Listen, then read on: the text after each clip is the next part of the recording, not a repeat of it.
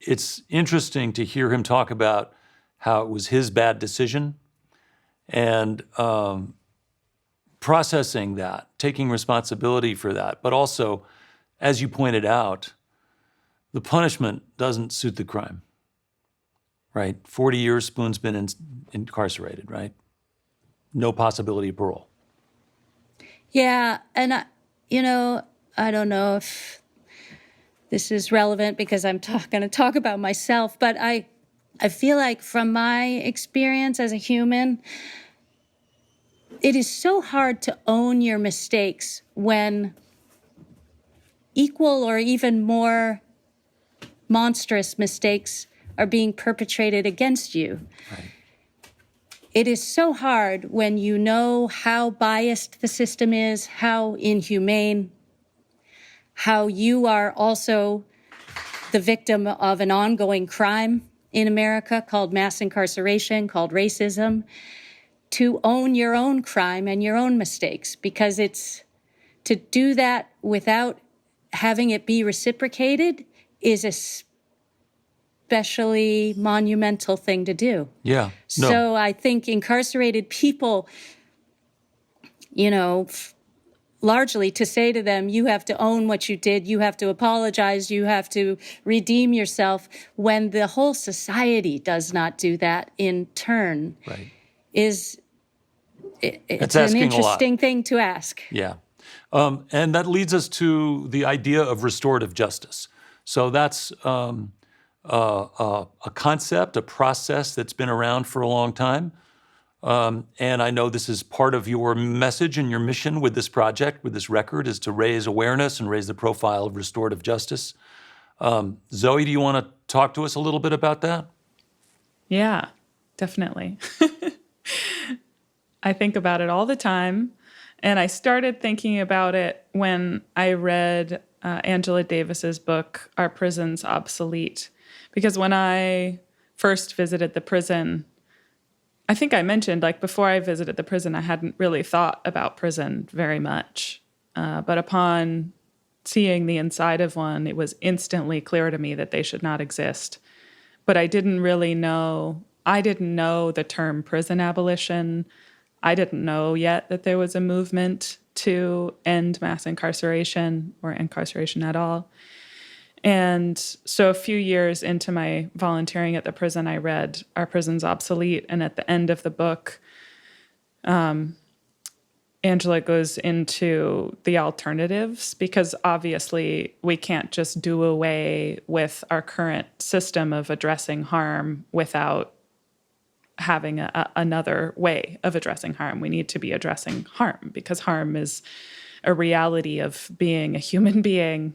We experience it, we cause it, so we need to address it in order to have sustainable and healthy and safe communities. So but she introduced restorative justice is a very specific process, right? Where you have typically... Sort of. It's a conversation in which... I can tell you that, yes, there is the restorative justice circle is maybe what you're thinking of, which is a particular process where you sit in a circle with a mediator. There's the person who was harmed, the person who caused harm, their support people, which might be family members or community members, friends. And then there's someone who represents the community, who's sort of unbiased and just invested in the safety and well-being of the community as a whole. And they have a conversation in which they're basically trying to figure out what needs to happen to repair harm as much as possible and to prevent future harm from happening. That is a very specific model, but restorative justice is more a framework. It's not a strict set of rules. My friend Lauren Trout, who is a restorative justice practitioner, explains that she mostly thinks of restorative justice as a set of questions. The criminal justice system asks, what was the crime, who did it, and how are they going to be punished? Restorative justice asks, what happened, who was harmed and how, and what needs to happen in order to repair harm and reduce future harm. there's nothing in there about punishment Right. or crime. It's about harm. It's about specifically centering the person who was harmed and what they need and what the person who caused harm needs, instead of perpetuating further violence and retribution on the person who caused harm. What if the question is, what do we need to do to reduce future harm? I think oftentimes the answer is to support the person who caused harm, which isn't to say that they don't need to feel repercussion from their actions. Of course they do. But on top of that, or in addition to that, often the reason they cause harm is because of a lack in their life and their situation, a desperation, a lack of resources, a past trauma. And so probably what they need, instead of being placed in an even more traumatic situation like prison, what they probably need is support, which might mean housing or a job or counseling, all three of those things. And so you're talking about something what restorative justice is. Yeah. You're talking about something that's sort of fundamentally humane, and it involves listening, it involves some forgiveness, involves some, open-mindedness and some basic humanity. I know years ago I had an opportunity to interview Archbishop Desmond Tutu talking about post-apartheid forgiveness and, just the horrific atrocities that so many people endured, and how do you come to terms with that? And so the disrupting the system, what I'm wondering about now, and maybe Nate, you could chime in here, does this seem like a moment sort of in a broader sense, like right now, where this is an issue that's, Kenosha, Wisconsin, and George Floyd and Elijah McClain and so many more. Is this a moment where this issue can maybe come to the forefront a little bit and maybe some progress can be made? Well, absolutely. I mean, I'm all for the concept that I do understand about restorative justice. I don't really understand it a lot, and I to be honest, I'm through the life I've lived in my 45 years, my attitude towards it is a little different because I don't really understand it completely. So I would have to ask Zoe and Annie questions before I could even make a conscious. Because there's certain crimes that I've been ingrained to feel a certain way about. So it's like, but that's obviously why restorative justice needs to be explored more, because so many of us are already on the thought process of, if this happens, then this has to happen. When obviously that's why there's so many people incarcerated now. But what Zoe was talking about is just the idea that there's cause and effect, right? That, you grew up in a rough neighborhood, you at an early age made some decisions, and you were around people who were committing crimes or whatever, and the opportunities to find a different path weren't as obvious for you, right? The opportunities to get an education, find a career, get a job, whatever. Okay.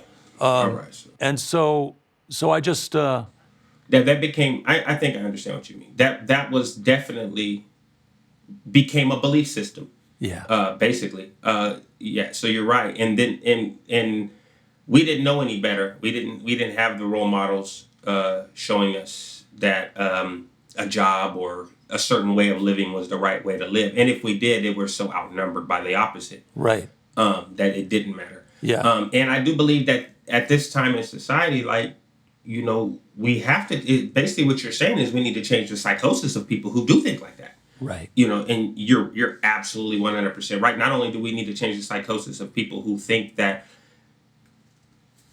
acting a certain way is not necessarily right or wrong, but acceptable. Right. And, and that goes all around the board, not just people who have been criminals, but is it okay to treat somebody that's done something that you see as a crime in a certain way? Or as Zoe was saying, who was harmed, what can we do to make that right and prevent it from happening again? Yeah. That makes way more sense to me. I mean, this is a completely different situation, but in our town in Colorado, there's a facility that was built near where we are that was to house formerly homeless young people between the ages of 18 and 24. So we're doing a music program with them where we gave them instruments, we're giving them instruction, I'm helping them write songs, we're getting to record their songs. And one of the things I noticed is that for some of these young people, they want to brag about the crimes they've committed. They want to like boast about all the bad stuff they've done and incorporate that into their thing. And it's kind of a posturing. I mean, one of my students actually was in a fight and killed someone a couple weeks ago. So he's in a whole nother pathway that I can't, but I'm just saying there is to some extent the community around them that encourages them to be badass. Well, absolutely. In that way. And that's akin to like someone who's in the military who gets a stripe. Every time they get a stripe, they've earned those stripes or those medals for certain stuff. In the hood, our acts of violence in the hood are considered the same thing, badges of honor, stripes. And once again, that goes to the psychosis, because I believed that if someone said something to me and I assaulted, if I fought 3 Crips, now I can go and brag, yeah, I fought 3 Crips. Yeah, I got beat up, but I fought 3 Crips. And it was a badge of honor. Right. And that's a backwards way of thinking. Yeah. And it's about education. And the education is not there. And we need to, that's what I'm trying to do. That's why I participate. I super appreciate your analogy with the military, though, Nathen, is going to the other side of the world and killing people for some story that you're told. A backwards way of thinking? I think so. I think that there are various justifications and situations that tell people when that violence is okay or that violence is, and I really just appreciate that metaphor. I think we need to look at all ways that people perpetrate violence on each other and question the stories behind them.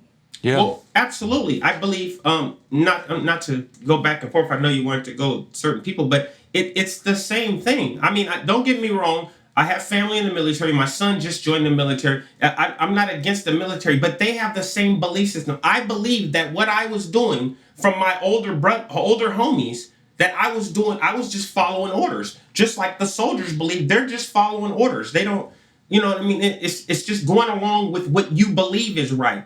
Yeah. Instead of discerning for yourself what's right or wrong. Because I had the intelligence level when I was doing crimes as a youngster.